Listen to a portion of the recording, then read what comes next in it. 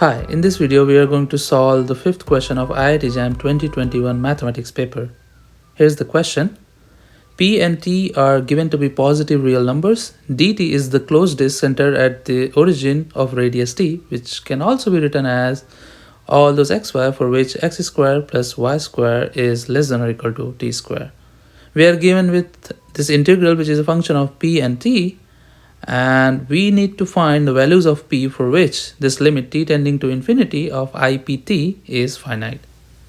So let's solve the integral and find the explicit value of this integral, right? So we have ipt given by integration over the disk 1 over p square plus x square plus y square whole power p dx dy. Now here is the pictorial representation of the disk. Here is x-axis, y-axis. You have the disk given by this shaded region, and the radius of the disk is t. And here the maximum value of x is t, the minimum value is minus t. Similarly for y, you have t minus t. Right.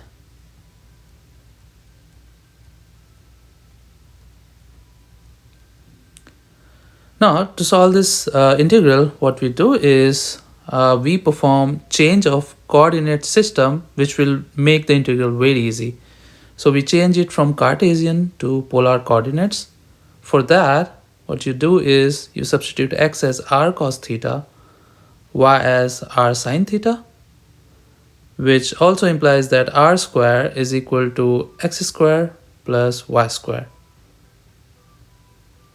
And this also gives dx dy equals r dr d theta. Remember, r is the radius and theta is the angle of every point in the disk, and for that we have the following limits on the radius r and theta. Radius varies between 0 and t, and theta varies between 0 to 2 pi. Very good. Now that we have this change of variable, or rather change of Cartesian system, we can write our integral ipt as follows. So here's the integral. We first write it as it is. Y square whole power p dx dy. Now do the substitution. So this integral can be written now as this integration 1 over p square plus, remember x square plus y square is replaced by r square here, and dx dy replaced by r dr d theta, and r varies from 0 to t and theta varies from 0 to 2 pi. Now we split both the integrals into two parts. One is with respect to theta and the other one with respect to r. So you have this right here, power p and dr, bracket close. Now the first integral is simple. It is nothing but 2 pi and multiplied with the second integral, r dr divided by p square plus r square whole power p. Very good. Now all that remains to solve is this remaining integral. Let's do it.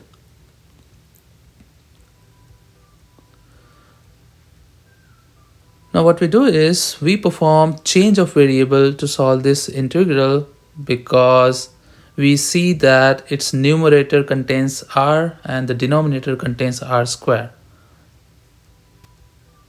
Now we have ipt equals, let's rewrite it like this.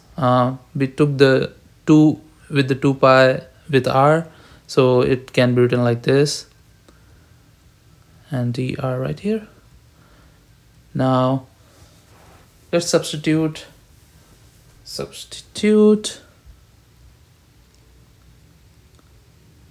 p square plus r square as w. From here, differentiate both sides. What you get is 2r dr equals dw. Also, we have the change of limit. R varies between 0 to t. This implies that the smallest value that w takes is p square, and the largest value it takes is p square plus t square. Very good. Now, doing this substitution, our integral gets converted into the following simple one. Integration from p square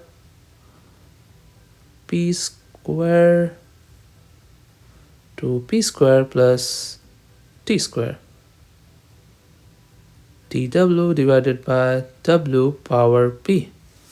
Now this is a very nice integral, very simple looking one, and this can be solved in two separate cases. Now the first case is p equal to 1. In this case, the integral turns out to be this: pi integration from p square to p square plus t square 1 over w dw. Now this integral is pi times log of w, and here are the limits: p square to p square plus t square. Now after applying the limits, we get pi times log p square plus t square minus log p square. Right. Now if you look at the second term in this expression, log p square, it is constant, doesn't depend on t, and the first term goes to infinity as t tends to infinity, right? So this means that the limit of the integral as t tends to infinity is not finite. So that tells us that option B is not correct, right? Now, we now consider the remaining case in which we have p not equal to 1. In this case, recall our integral once again. IPT is given by pi times integration p square to p square plus t square 1 over w power p dw. And again, because p is not equal to 1, we can apply our integration formula to solve this, which is given as follows. This integral is equal to pi times w power minus p plus 1 divided by minus p plus 1, and apply the integration limit from p square to p square plus t square. And now evaluate this expression for the given limit. You get, substitute w as p square plus t square first. We have p square plus t square power 1 minus p minus p square power 1 minus p again. Right. Now again, in these two in this expression, the second term is constant. So all that we need to do is check how the first term behaves. The first term is p square plus t square power 1 minus p. Now look at this this term right here. It goes as you take t tending to infinity, p square plus t square is finite only when its power is negative, right? If it has positive power, it will go to infinity. So it is finite only when its power is negative, which implies that p must be greater than 1. So this is the answer right here. So this will be finite if p is greater than 1, which makes A as the correct answer and the remaining answers are wrong.